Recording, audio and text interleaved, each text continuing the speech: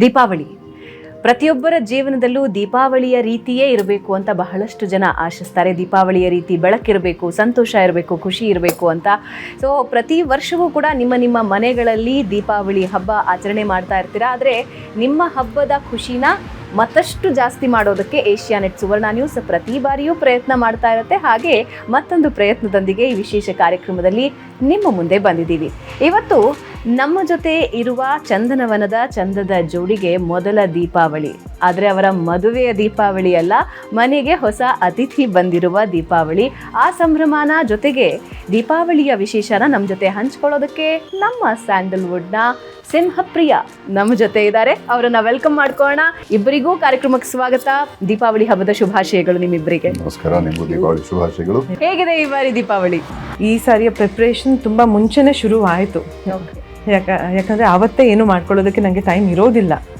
ಮಗು ಜೊತೆನೇ time spend ಮಾಡಬೇಕಾಗುತ್ತೆ, ಪೂಜೆ ಇರುತ್ತೆ, ಮನೆಗೆ ಗೆಸ್ಟ್ ಬರೋದಿರುತ್ತೆ. ಸೊ ಹಾಗಾಗಿ ಸಾಕಷ್ಟು ಮುಂಚೆನೇ ಈ ರೀತಿ ಪ್ರಿಪ್ರೇಷನ್ಸ್ ಆಯಿತು.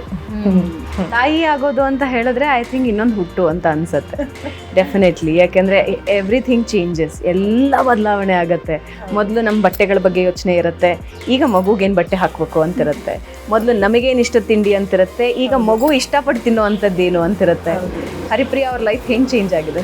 Everything has changed, yes, but also more things been adding ಅಂತ ಹೇಳ್ಬೋದು. ನಾನು ಹೊಸ ವಿಷಯಗಳು ಕಲಿತಾ ಇದ್ದೀನಿ ಆ್ಯಂಡ್ ಸಾಕಷ್ಟು ಆ್ಯಡ್ ಆಗ್ತಾ ಇದೆ ನನ್ನ ಜೀವನಕ್ಕೆ. ಆ್ಯಂಡ್ ಆ್ಯಸ್ ಯು ಸೆಡ್, ಬೆಳಗ್ಗೆ ಎದ್ದ ತಕ್ಷಣ ನಾವೆಲ್ಲಿ ಹೋಗ್ತೀವಿ, ಏನು ತಿಂತೀವಿ, ಏನು ಬಟ್ಟೆ ಹಾಕ್ತೀವಿ ಅಂತ ಯೋಚನೆ ಇರ್ತಿತ್ತು. ನಾನು ಎದ್ದೇಳೋದೇ ಅವನು ಎಬ್ಸೋದ್ರಿಂದ ಇವಾಗ. ಸೊ ಅವ್ನು ರಾತ್ರಿ ಯಾವ ಟೈಮ್ ಮಲಗ್ತಾನೆ, ಸೊ ಅದ್ರ ಪ್ರಕಾರ ಬೆಳಗ್ಗೆ ಎಬ್ಬಿಸ್ತಾನೆ. ಬೇಗ ಮಲಗಿದ್ರೆ ಬೆಳಗ್ಗೆ 6:30, 7:30 ಹಂಗೆ. ದ ಬ್ಯೂಟಿ ಆಫ್ ಲೈಫ್ ಅಂದರೆ ನಾವು ನಮ್ಮಷ್ಟಕ್ಕೆ ನಾವು ನಮ್ಮ ವಿಷಯಗಳು, ನಮ್ಮ ಕೆಲಸಗಳು ಇದರಲ್ಲೇ ತೊಡಗಿಸ್ಕೊಂಡಿರ್ತೀವಲ್ಲ. ಈ ಮಕ್ಕಳು ಅಂತ ಆದಾಗ ಯಾರಿಗೆ, ಅದು ಪ್ರತಿಯೊಬ್ಬ ತಂದೆ ತಾಯಿಗೆ ಸೊ ಬಂಡಲ್ ಆಫ್ ಜಾಯ್ ಅಂತೀವಿ, ಬಂಡಲ್ ಆಫ್ ಎನರ್ಜಿನೂ ಹೌದು, ಅಷ್ಟೇ ಬಂಡಲ್ ಆಫ್ ರೆಸ್ಪಾನ್ಸಿಬಿಲಿಟಿನೂ ಹೌದು. ಪ್ರತಿಯೊಂದು ಅವ್ರ ಸುತ್ತಾನೆ ಇರುತ್ತೆ. ಆ್ಯಂಡ್ ಟು ವುಮೆನ್ ಎಸ್ಪೆಷಲಿ, ಎಲ್ಲ ಹೆಣ್ಮಕ್ಳಿಗೆ ಒಂದು ದೊಡ್ಡ ಸಲಾಮ್. ಯಾಕಂದರೆ ಈಗ ನಾನು I am like second choice ಅವನಿಗೆ. ಫಸ್ಟು ಅಮ್ಮ. ಸೊ ಅಮ್ಮನ್ನ ಎಬ್ಬಿಸಿ, ಅಮ್ಮ ಎದ್ದ ಮೇಲೆ ಮತ್ತೆ ನನ್ನ ಎಬ್ಬಿಸ್ತಾನೆ. ಹಂಗೆ ಶುರು ಆದರೆ ಎಲ್ಲದಕ್ಕೂ ಫಸ್ಟ್ ಅಮ್ಮ ಬೇಕಲ್ಲ. ಸೊ ಅವ್ರು ನಿದ್ರೆ ಆಗಿದೆಯಾ, ಊಟ ಆಗಿದೆಯಾ, ತಿಂಡಿ ತಿಂದ್ರಾ, ಅಥವಾ ರೆಸ್ಟ್ ಇಲ್ವಾ, ಟಯರ್ಡ್ ಆಗಿದೆಯಾ, ಹುಷಾರಿಲ್ವಾ, ಅಪ್ರಸ್ತುತ ಅದೆಲ್ಲ. ಫಸ್ಟ್ ಮಗು ರಿಕ್ವೈರ್ಮೆಂಟ್ ಏನು, ಅದು ಏನು ಬೇಡಿಕೆ ಇದೆ ಅದನ್ನು ಪೂರೈಸಿದ ನಂತರ ತಾನು ಅನ್ನೋದಕ್ಕೂ ಅಲ್ಲಿ ಸ್ಪೇಸ್ ಇರಲ್ಲ. ಓ ಗಂಡ ಏನೋ ಇನ್ನು ಮನೇಲಿ ಇನ್ಯಾರು ಬಂದರು ಅವ್ರನ್ನ ಅಟೆಂಡ್ ಮಾಡಿ ಆಮೇಲೆ ಲಾಸ್ಟ್ ಚಾಯ್ಸ್ ತಾನಾಗಿರ್ತಾಳೆ. ಸೊ ಹಾಗಾಗಿ ಹೆಣ್ಮಕ್ಳಿಗೆಲ್ಲ ಒಂದು ದೊಡ್ಡ ನಮಸ್ಕಾರ. ಹೆಂಡತಿ ವ್ಯಾಲ್ಯೂ ಏನು ಅಂತ ಗೊತ್ತಾಗತ್ತಾ? ನಾನು ಒಂದು ಸ್ವಲ್ಪ ಅಂದರೆ ನಾನು ಒಬ್ಬನೇ ಬೆಳೆದವನು. I was independent from the age of 15. So ಹಾಗಾಗಿ ನನಗೆ ಫ್ಯಾಮಿಲಿ ಅಂದರೆ ನನಗೆ ಎಲ್ಲ ಸೇರಿದಾಗ ಹಬ್ಬ ಹರಿದಿನಗಳಲ್ಲಿ ನಾವೇನು ಕೂಡಿದ್ರೆ ಅದನ್ನು ಫ್ರೀ ಇದ್ದರೆ ನಾವು ಹೋದರೆ ಮನೆಗೆ, ಆ ಥರ ಅಷ್ಟೇ ಗೊತ್ತಿತ್ತು. ಸೊ ಈ ಥರ ಹೋಮ್ ಬೌಂಡಾಗಿರೋದು ಅಂತ ಕಲಿಸಿದ್ದೆ ಈಕೆ ನನಗೆ. ಸೊ ಮದುವೆ ಆದಮೇಲೆ ಅದೊಂದು ಬದಲಾವಣೆ ಇದೆ, ತುಂಬ ಸಿವಿಯರ್ ಚೇಂಜ್ ಅಂದ್ಕೊಂಡಿದ್ದೆ. ಈಗ ಮಗು ಆದಮೇಲೆ ಇನ್ನೊಂದು ಬೇರೆನೇ ಲೆವೆಲಲ್ಲಿದೆ.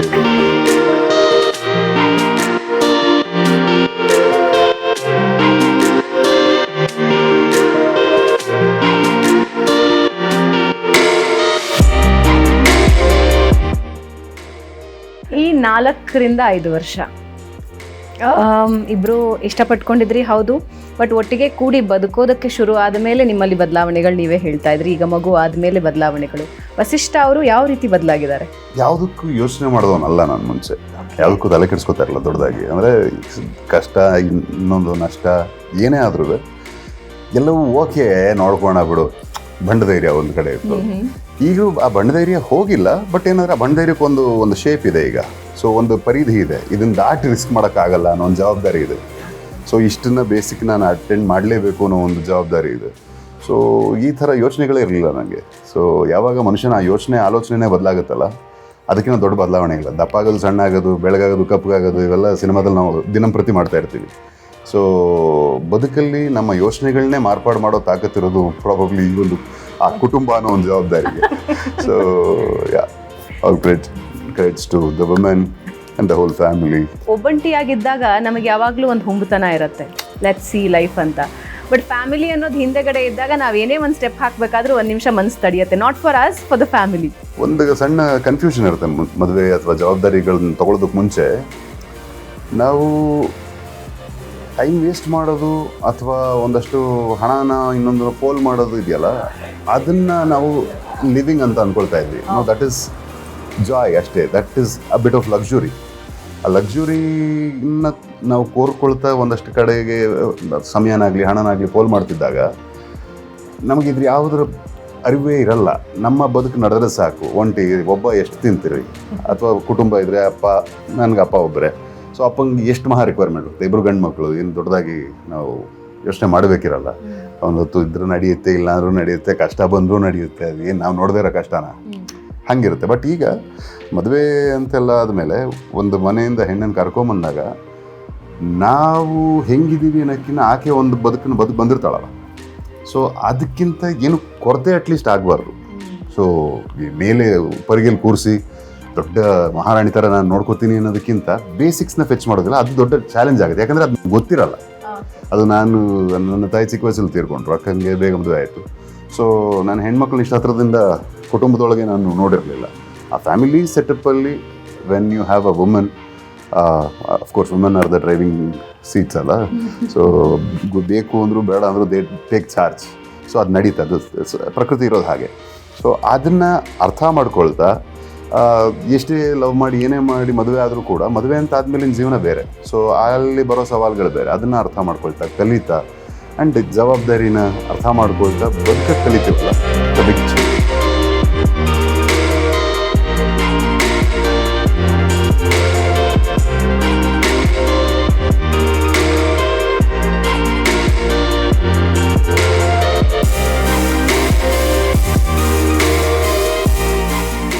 ನಾಲ್ಕೈದು ವರ್ಷಗಳಲ್ಲಿ ನೀವು ಜೀವನ ಹೇಗೆ ನೋಡ್ತಾ ಇದ್ದೀರಾ? ವಸಿಷ್ಠ ಅವ್ರು ಡೆಫಿನೆಟ್ಲಿ ಶೇರ್ ಮಾಡಿದ್ರು ಏನೇನು ಬದಲಾವಣೆಗಳಾಯಿತು ಅಂತ.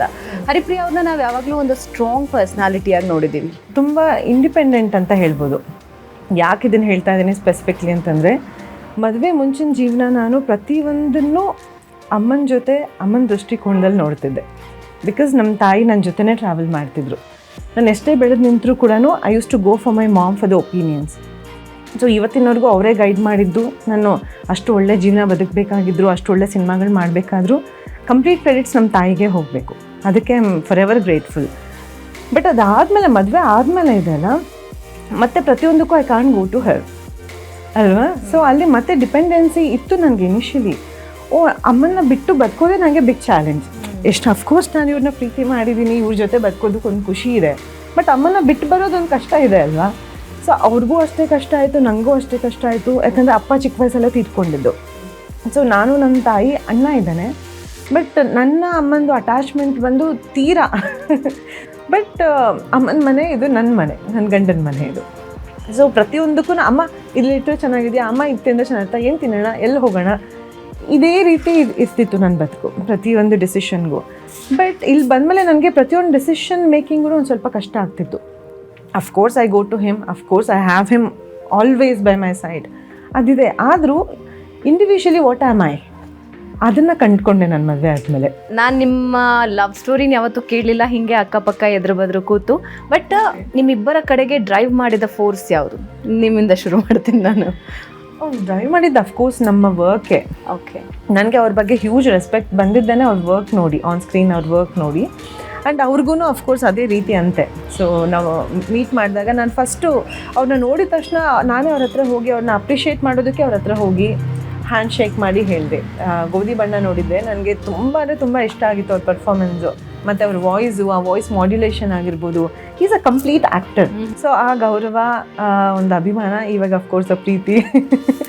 ಸೊ ಹಾಗೆ ಶುರುವಾಗಿದ್ದದು. ಅದೇ ಒಬ್ರೊಬ್ರು ವರ್ಕ್ ಇಷ್ಟ. ನಾನು ಯಂಗ್ ಏಜಿನ ಆಕ್ಟಿಂಗ್ ಕೂಡ ನಿಮಗೆ ಬಹಳ ಇಷ್ಟ ಆಗಿತ್ತು. I am a huge fan of her acting. So ನಾನು ಆ ಒಂದು ಆ್ಯಕ್ಟಿಂಗ್ ನೋಡಿ, ಆ ಪರ್ಫಾರ್ಮೆನ್ಸ್ ನೋಡಿ, of course she is a beautiful girl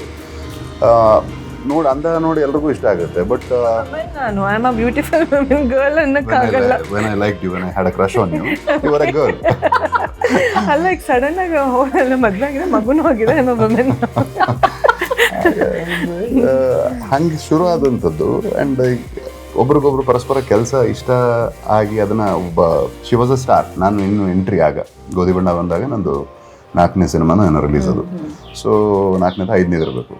so ದೊಡ್ಡ ಸ್ಟಾರ್ ಆದರೂ ಬಂದು ನನ್ನನ್ನು ಗ್ರೀಟ್ ಮಾಡಿ ಮಾತಾಡಿಸುವಷ್ಟು ಒಂದು ಆ ಸೌಜನ್ಯತೆ ಇದೆಯಲ್ಲ, ಯಾವುದೇ ಬ್ಯಾಗೇಜ್ ಇಲ್ಲದೆ ತಾನು ಅಂದರೆ ಒಂದು ಕ್ರೌಡಲ್ಲಿ ಒಂದು ಸಿಕ್ಕಾಪಡೆ ಮಾಬ್ ಇತ್ತು, ಆ ಕ್ರೌಡಲ್ಲಿ ಓಡಿ ಬಂದು ಮಾತಾಡಿಸಿ ಹೋಗಿದ್ದು ಅಲ್ಲಿ ಅದು ಆ ಗುಣಕ್ಕೆ ಫಸ್ಟ್ ನಾನು ಮುಂಚೆನೇ ಸೋತೋಗಿದ್ದೆ, ಇಲ್ಲ ಅಂತಲ್ಲ, ಗುಣಕ್ಕೆ ಸೋತೆ ಹೋದೆ ನಂಗೆ. ಸೊ ನಂತರ ಯಾವಾಗ ಫ್ರೆಂಡ್ಶಿಪ್ ಆಯಿತು, ಪರಸ್ಪರ ಮಾತಾಡೋಕ್ಕೆ ಶುರು ಮಾಡಿದ್ವಿ, ಆಗ ನನಗೆ ಆ ಗುಣ ಬೇಸಿಕಲಿ ಒಂದು ಕರ್ತವ್ಯ ನಿಷ್ಠೆ ಅನ್ನೋದು ಒಂದು ಕಡೆ ಆದರೆ, ಇನ್ನೊಂದು ಕಡೆ ಒಬ್ಬ ವ್ಯಕ್ತಿಯ ವ್ಯಕ್ತಿತ್ವ, ಆ ವ್ಯಕ್ತಿತ್ವಕ್ಕಿಂತ ದೊಡ್ಡದು ಅಟ್ರಾಕ್ಟಿವ್ ಇನ್ನೊಂದೇನಿಲ್ಲ. ಸೊ ವ್ಯಕ್ತಿತ್ವ ನಿಮಗೆ ಸರಿ ಇಲ್ಲ ಅಂತ ಅನ್ಸಿದ್ರೆ ನಿಮಗೆ you don't really feel like ಮಾತಾಡಬೇಕು ಅಂತ ಅನ್ಸಲ್ಲ. ವ್ಯಕ್ತಿತ್ವ ಯಾವಾಗ ಚೆನ್ನಾಗಿರುತ್ತೆ ಅದು ನಿಮ್ಮನ್ನ ಇನ್ನೂ ತುಂಬ ಅಟ್ರಾಕ್ಟಿವ್ ಮಾಡುತ್ತೆ. And that's how I was attracted to her. And ಪಳಗ್ತಾ ಅದು ಪ್ರೀತಿನೂ ಆಯಿತು, ಮದುವೆ ಈಗ ಮಗುನೂ ಇದೆ, ಒಂದು ಕುಟುಂಬನೇ ಆಗಿದೆ, ನಿಮ್ದು ಅಂತ ಕುಟುಂಬ ಇದೆ. ವಸಿಷ್ಠ ಅಂದ್ರೆ ನನಗಿಷ್ಟ ಅಂತ ನಿಮ್ಗೆ ಯಾವಾಗ ಅನ್ನಿಸ್ತು? ಅದು ಗೊತ್ತಿಲ್ಲದೇ ಅದು ಫ್ರೆಂಡ್ಶಿಪ್ ಪ್ರೀತಿಯಾಗಿ ಬದಲಾಗಿತ್ತು, ನಮಗೆ ಗೊತ್ತಿರಲಿಲ್ಲ. ಸೊ ಅಂದರೆ ಪ್ರತಿಯೊಂದು ಹೇಳೋಕ್ಕೆ ಶುರು ಮಾಡಿದ್ವಿ. ಅಂದರೆ ಎಲ್ಲರ ಹತ್ರ ಎಲ್ಲ ನಾವು ಹೇಳ್ಕೊಳಲ್ಲ ಅಲ್ವಾ. ಸೊ ಫ್ರೆಂಡ್ಸ್ ಆದರೂ ಕೂಡ ಒಂದು ಲಿಮಿಟೇಷನ್ ಇರುತ್ತೆ, ಬಟ್ ಎಲ್ಲ ಹೇಳ್ಕೋಬೇಕು ಅಂತ ಇಷ್ಟ ಆಗ್ತಿತ್ತು. ಸೊ ನಾನು ಇಂಥ ಕಡೆ ಹೋಗಿದ್ದೆ ಗೊತ್ತಾ, ಹಿಂಗೆ ಬಂದಿದ್ರು ಗೊತ್ತಾ, ಈ ಸ್ಟೋರಿ ಕೇಳಿದೆ ನಾನು ಇವತ್ತು, ಈ ಸ್ಟೋರಿ ಹಿಂಗಿತ್ತು. ಸ್ಪೆಷಲಿ ಇಬ್ಬರು ಒಂದೇ ಫೀಲ್ಡಲ್ಲಿದ್ದು, ಸೊ ಈ ಥರ ಸ್ಟೋರೀಸು ಈ ಥರ ಡಿಸ್ಕಷನ್ ಬಂದಾಗ ಅದನ್ನೂ ಮುಕ್ತವಾಗಿ ಹೇಳ್ಕೊತಾ ಇದ್ದೀವಿ ಅಂತಂದರೆ ಹಾಗೆ ಬಿಲ್ಡ್ ಆಗ್ತಾ ಹೋಯಿತು. ಸೊ ಯಾವಾಗ ಪರ್ಫೆಕ್ಟ್ ಟೈಮಿಂಗ್ ಲವ್ ಆಯಿತು ಅನ್ನೋದಕ್ಕೆ ಟೈಮಿಂಗ್ ಏನಿಲ್ಲ. ಪ್ರಪೋಸ್ ಮಾಡಿದಾಗ ಅಷ್ಟೇ ಗೊತ್ತಾಯ್ತು, ಇವನ್ ಯು ಹ್ಯಾವ್ ಫೀಲಿಂಗ್ ಅಂತನಾ? ಆ ಪ್ರಪೋಸ್ ಮಾಡೋ ಮುಂಚೆ ಅವ್ರಿಗೂ ಅದು ಹಿಂಟಿತ್ತು, yes of course I like him ಅಂತ. ಯಾಕಂದರೆ ಅದು ಗೊತ್ತಾಗುತ್ತಲ್ವಾ ನಾವು ಮಾತಾಡೋ ರೀತಿಯಲ್ಲಿ. ಸೊ ಮೌನರಾಗ ಹಾಡ್ತಾ ಇತ್ತು, ಆಗಾಗ ಹಾಡ್ತಾ ಇತ್ತು. ನಾನು I so wanted to propose once in life. ನಾನು ಯಾವತ್ತು ಪ್ರಪೋಸ್ ಮಾಡಿದ್ರೆ ಅವ್ರ ಮುಂಚೆ. ಅದು ಹೆಂಗೆ ವಸಿಷ್ಠ, ಯಾವ ಹುಡುಗಿನೂ ಇಷ್ಟ ಆಗಿಲ್ಲ ಅದಕ್ಕೆ ಮುಂಚೆ? ಹುಡುಗಿರೇ ಪ್ರಪೋಸ್ ಮಾಡಿದ್ರು ಅಂತ. ಅದು ಹೌದು, ಯಾರು ಪ್ರಪೋಸ್ ಮಾಡಿಲ್ಲ, ನೋ ಕ್ರಶ್, ಹಳೆ ಇತ್ತು. ಅದೆಲ್ಲ ಲೈಫಲ್ಲಿ ಏನು ಸಹಜವಾಗಿರ್ಬೇಕಲ್ಲ, ಅದೆಲ್ಲ ಇತ್ತು. ಇಲ್ಲಿ ಕೂಡ ಅಂದರೆ ಇಷ್ಟಪಟ್ಟಾಗ ಇವ್ರು ಪ್ರಪೋಸ್ ಮಾಡೋ ಮುಂಚೆ ಅವರೇ ಮಾಡಿಬಿಟ್ಟಿರ್ತಾರೆ. ಸೊ ಆ ಥರದ್ದಿರುತ್ತೆ. ಸೊ ಇಲ್ಲೂ ಅಷ್ಟೇ, ನಾನು ಅಂದರೆ ಹುಡುಗಿರು ಅಫ್ಕೋರ್ಸ್ ನಾವು ಪ್ರಪೋಸ್ ಮಾಡಿರಲ್ಲ, ಬೇರೆಯವ್ರೇನೋ ಮಾಡಿರ್ತಾರೆ. But he wanted to experience that. So ಹುಡುಗಿರೇ ಅವ್ರಿಗೆ ಪ್ರಪೋಸ್ ಮಾಡಿರೋದ್ರಿಂದ ಮುಂಚೆ, so he wanted to propose. I wanted that one chance ಲೈಫಲ್ಲಿ ಒಂದ್ಸಲ ಪ್ರಪೋಸ್ ಮಾಡಬೇಕು ಅಂತ ಆಸೆ ಇದೆ. ಪ್ರಪೋಸ್ ಮಾಡಬೇಕು ಎಲ್ಲ Ravi sir, Vishnu sir cinema ನೋಡಿ ಬೆಳೆದವರು. ಹಂಸಲೇಖ ಸಾಹಿತ್ಯದನೇ ನಮಗೆ ಹಗಲಿಂದ ರಾತ್ರಿ ತನಕ ಯಾವ್ದು ಸಂದರ್ಭಕ್ಕೆ ಬೇಕಾದ್ರೆ ಹಂಸಲೇಖ ಹಾಡ್ತೀನಿ ನಾನು. ಓಕೆ, ಯಾವ ಹಾಡು ನೆನಪಾಗ್ತಿತ್ತು ಹಂಸಲೇಖ ಅವ್ರದ್ದು? ಯಾವುದು ಸ್ಪೆಸಿಫಿಕ್ ಇತ್ತಾ ಹಾಡು? ಯಾವ್ದಾದ್ರು ಇವ್ರನ್ನ ನೆನ್ಸ್ಕೊಂಡಾಗ ಹಲೋ ನೀನ್ ಯಾರು? ಸೊ ಹಂಗಿಂದ ಆಮೇಲೆ ಯಾವಾಗ ಇಷ್ಟ ಆಯ್ತು, ಜೊತೆಗಾಗಿ ಅಲ್ಲಿಗೆ ಶಿಫ್ಟ್ ಆಯ್ತು. ಆ ಥರ ಸ್ಟೇಜ್ ಬೈ ಸ್ಟೇಜ್ ಟ್ರಾನ್ಸಿಷನ್ ಆಗ್ತಾ ಹೋಯ್ತು. ಫಿಲ್ಮಿ ಮೂಮೆಂಟ್ಸ್ ಅಲ್ಲಿ ಆಗೋಯ್ತು. ಎಲ್ಲರೂ ಪ್ರಪೋಸಲ್ಲು ಅದೋ ಒಂದು ಎಲ್ಲೋ ಪ್ಯಾರಿಸಲ್ಲೋ ಅಲ್ಲೋ ಇಲ್ಲೋ ಓಕೆ ಒಂದೇನೋ ವಿಶ್ ಮಾಡೋದು ಆ ಥರದ್ದು ಆಗೋಗುತ್ತಲ್ವಾ. ಇವಾಗ ಅದನ್ನೇ ಕೇಳೋಳಿದ್ದೆ, ನೀವು ಇಷ್ಟು ಸಾಹಿತ್ಯದಲ್ಲಿ ಮುಳುಗಿ ಹರಿಪ್ರಿಯ ಅವ್ರನ್ನ ಕಲ್ಪನೆ ಮಾಡ್ಕೋತಿದ್ರೆ. ಫೇರಿ ಟೇಲ್ ಏನೇ ಮಾಡಿದ್ರು ಎಷ್ಟೊತ್ತು, how long would that last? ಒಂದು 1 hour, 2 hours, ಏನೇ ಇವೆಂಟ್ ಮಾಡಿದ್ರು ಕೂಡ ನಮ್ಮ ಪ್ರಪೋಸಲ್ಲು ಇಡೀ ರಾತ್ರಿ ರಿಸೀವ್ ಮಾಡಿದ ಕಾಲು ಬೆಳಗಿನ ಜಾವ 6 ಗಂಟೆವರೆಗೂ. This is the longest I can tell, and this is the most sweetest ಮತ್ತೆ purest. What was the proposal? ನಾನು ನಿನ್ನ ಇಷ್ಟಪಡ್ತಿದ್ದೀನಿ ಅಂತನಾ, ಮದುವೆ ಆಗೋಣ ಅಂತನಾ ಇದ್ದಿದ್ದು? ಅಂದ್ರೆ ಫಸ್ಟ್ಲಿ ಡೋಂಟ್ ರೆಸ್ಪಾಂಡ್. ಅಮ್ಮನ ಪಕ್ಕ ಮಲಗ್ತಾ ಇದ್ದಿದ್ದು ಪ್ರಜೆ ಮದುವೆ ಮುಂಚೆ, ಬಾರಿ ಮುಂಚೆ. ಅದು ನನಗೆ ಕಾಮನ್. 6:30ವರೆಗೆ ಅಮ್ಮನ ಪಕ್ಕದಲ್ಲಿ ಕೂತ್ಕೊಂಡು ಮಲ್ಕೊಂಡು I didn't talk. I was not allowed to talk, and ಮಾತಾಡಿದ್ರು ಅಮ್ಮಂಗೆ ಗೊತ್ತಾಗ್ಬಿಡುತ್ತೆ.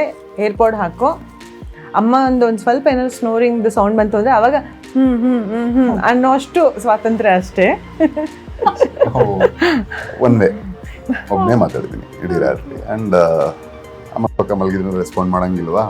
ಸೊ ಒಂದು ಯಾವಾಗಲೂ 2 ಗಂಟೆ 3 ಗಂಟೆ ಟೈಮಲ್ಲಿ ಸ್ವಲ್ಪ ಎಮೋಷ್ನಲ್ ಆಗಿ ವೀಪಿಂಗ್ ಸೌಂಡ್ ಕೇಳಿಸಿ ಯಾಕೆ ಮಾಡಿ ಬರ್ತಾ ಇದೆ ಅಂತೇಳಿ, ಹೌದಾ, ಆಮೇಲೆ ವಿಡಿಯೋ ಕಾಲ್ ಸ್ವಿಚ್ ಮಾಡಿ ಅಲ್ಲಿಂದ ಒಂದು ಸ್ವಲ್ಪ ಸಮಾಧಾನ ಮಾಡಿ ನಾವು ಒಂದು ಸ್ವಲ್ಪ ಸೆಂಟಿಮೆಂಟಲ್ ಆಗಿ ಅದೆಲ್ಲ ಒಂಥರ ಕತೆ.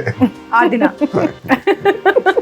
that decided our future towards a family. Memorable 6th ಅದು ಒಂದು March 6th. ಒಂದು ಕಪಲ್ ಸಕ್ಸಸ್ಫುಲ್ ಆಗಿ ಅಫ್ಕೋರ್ಸ್ 4 ವರ್ಷಗಳ ಸುಂದರವಾದ ಜೀವನ, ಒಂದು ಸೂತ್ರ ಏನು? ಅದೇ ನನಗಿಷ್ಟ ಆಗಲಿಲ್ಲ ಅಂದ್ರೂ ಪರವಾಗಿಲ್ಲ, ಬಿಟ್ಕೊಡ್ಬೇಕು. ಯಾಕಂದರೆ ಅದು ನಿನಗಿಷ್ಟ ಅಂತ. ನೀನು ನನಗಿಷ್ಟ, ನಿಂಗಿಷ್ಟದೇನೋ ನಿಂಗೆ ಬೇಕು ಅಂದ್ರೆ ನಾನು ಬಿಟ್ಕೊಡ್ಬೇಕು, ನಂಗೆ ಇಷ್ಟ ಆಗಲಿಲ್ಲ ಅಂದರು. ಆ್ಯಂಡ್ ಅದು ಮ್ಯೂಚುವಲ್. ನಾನು ಒಬ್ಬನೇ ಬಿಟ್ಕೊಡ್ತೀನಿ ಅಲ್ಲ, ಸಾಕಷ್ಟು ಪ್ರಾಕ್ಟಿಕಲ್ ಎವ್ರಿ ಡೇ ಥಿಂಗ್ ಅದು. And every individual is different, every challenge is different ಅಲ್ಲ. ಪ್ರತಿಯೊಂದ್ಸಲಿ ಬರೋ ಸವಾಲುಗಳು ನಮಗೆ ಇದು ಒಂದು ಕನ್ಸರ್ನ್ ಅನ್ಸುತ್ತೆ ಒಂದೊಂದ್ಸಲಿ. ಬಟ್ ಅದು ನನಗೆ ದೊಡ್ಡದಾಗಿರುತ್ತೆ, ಅಟೆಂಡ್ ಮಾಡಬೇಕಾ ಅನ್ಸುತ್ತೆ. ಅವ್ರಿಗೆ ಅದು ತುಂಬಾ ಚಿಕ್ಕ ವಿಷಯ ಆಗಿರುತ್ತೆ, ನನಗೆ ದೊಡ್ಡದಾಗಿರುತ್ತೆ. ಸೇಮ್ ಹಾಗೆ ವೈಸ್ ವರ್ಸ, ನನಗೆ ಇಷ್ಟೇ ಇದು ಅನ್ಸುತ್ತೆ, ಅದು ಅವ್ರಿಗೆ ದೊಡ್ಡದಾಗಿರುತ್ತೆ. But how do we face it ಅನ್ನೋದು ಇಂಪಾರ್ಟೆಂಟ್. ಸೊ ಪ್ರಾಕ್ಟಿಕಲಿ ಅದು ಆ ಸಮಸ್ಯೆ, ಅದು ನಾನಲ್ಲ ನೀನಲ್ಲ, ಸಮಸ್ಯೆನ ಅಡ್ರೆಸ್ ಮಾಡ್ಬೇಕಾದ್ರೆ ನಾವು ನಮ್ಮೊಬ್ಬರನ್ನಲ್ಲ. ಓಕೆ, ನೀವಿಬ್ರು ನಿಂತು ಅದನ್ನ ಅಡ್ರೆಸ್ ಮಾಡಬೇಕು. That's good. Love it. C fights ಅನ್ನೋದು ಇಟ್ಸ್ ಕಾಮನ್. ಸ್ಟಾರ್ಟಿಂಗಲ್ಲಿ ಬ್ಯೂಟಿಫುಲ್ ಆಗಿರುತ್ತೆ, ಅದೆಲ್ಲ ಹೌದು. ಬಟ್ ಸ್ಟಾರ್ಟಿಂಗಿಂದನೂ ಡಿಫ್ರೆನ್ಸಸ್ ಇದ್ದೇ ಇರುತ್ತೆ. ಯಾಕಂದರೆ ಇಬ್ಬರೂ ತುಂಬ ಇಂಡಿಪೆಂಡೆಂಟಾಗಿ ಬದುಕಿರೋ ಅಂಥವ್ರು. ಸೊ ಇಬ್ಬರು ನಮ್ಮದೇ ಆಗಿರೋವಂಥ ಒಂದು ಶೈಲಿಯಲ್ಲಿ ಹೆಸರು ಮಾಡಿರೋ ಅಂಥವ್ರು. ಸೊ ನಮ್ಮದೇ ಏನು ಹೇಳೋದು, ನಾನು ಚಿಕ್ಕವಳಾಗಿದ್ರು ಮನೆಯಲ್ಲಿ ಡಿಸಿಷನ್ ಮೇಕಿಂಗ್ ಆಗಿರ್ಬೋದು, ಅಥವಾ ಅಂದರೆ we are very particular. So that I was like, ಅವರು ಪರ್ಟಿಕ್ಯುಲರ್. ಸೊ ನನಗೆ ಹೀಗೆ ಇರಬೇಕು ಅಂತ, ನಾನು ಹೀಗೆ ಇರಬೇಕು ಅಂತ. ಸೊ ಈ ಥರ ವ್ಯಕ್ತಿಗಳಿಬ್ಬರು ಸೇರಿದಾಗ ಹೇಗಿರುತ್ತೆ. ಸೊ ಅದು ಆ ಇಬ್ಬರು ಅರ್ಥ ಮಾಡ್ಕೊಂಡು ಒಬ್ಬರನ್ನೊಬ್ರು okay this is what we want together ಅಂತ.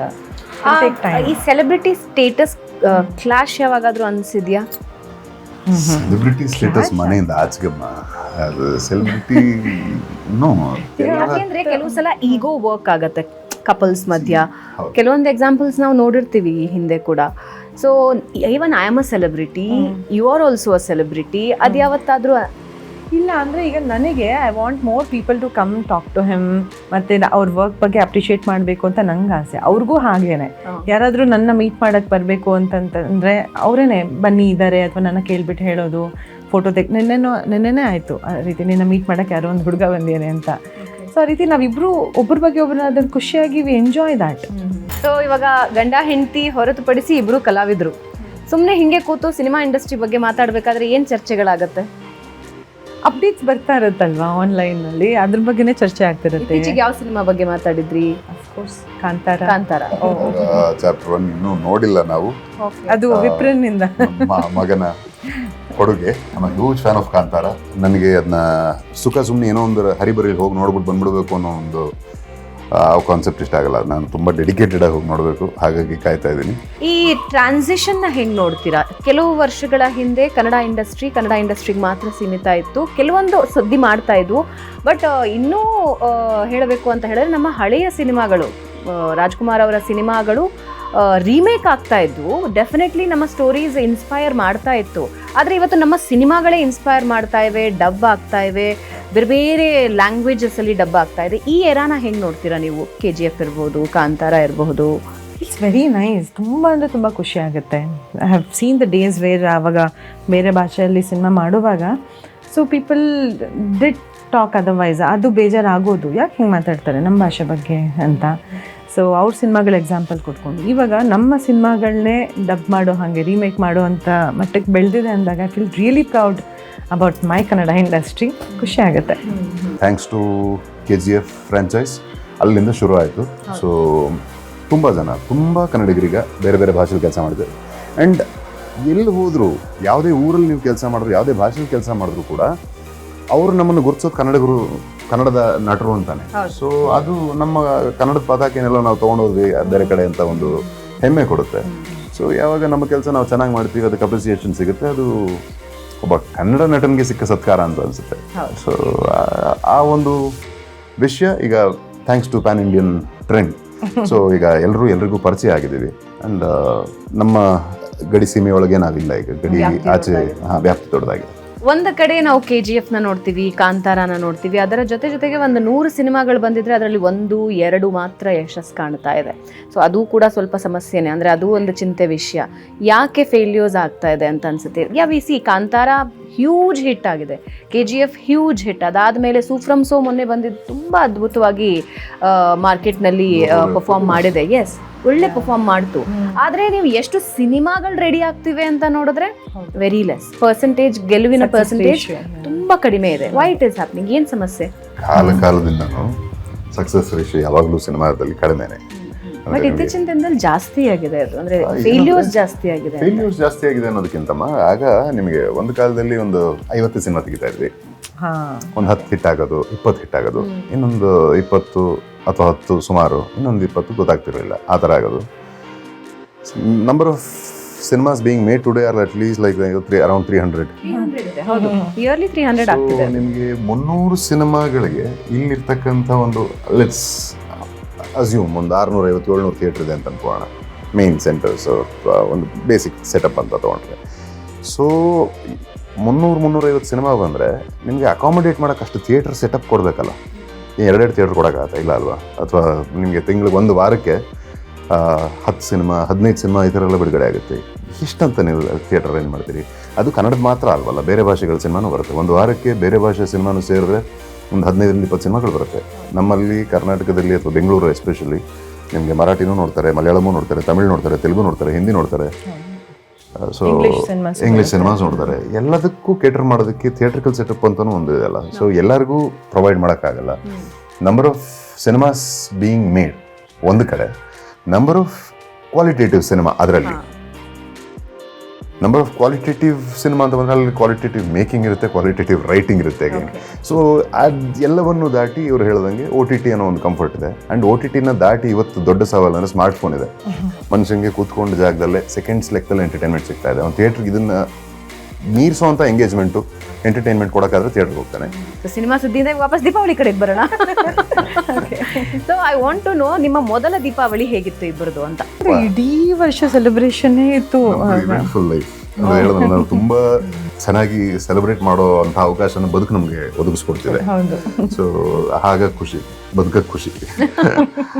ಫಸ್ಟ್ ದೀಪಾವಳಿ ಅಂದರೆ ನಾವು ನೋ ಕ್ರ್ಯಾಕರ್ಸ್ ದೀಪಾವಳಿ. ಈ ಸಲ ಮಗಂಗೋಸ್ಕರ ಒಂದೆರಡು ಸುರ್ಬತ್ತಿ ಅವನಿಗೆ ತೋರ್ಸೋಕ್ಕೋಸ್ಕರ ಒಂದೆರಡು ಹಚ್ಬೇಕೇ ವಿನಃ.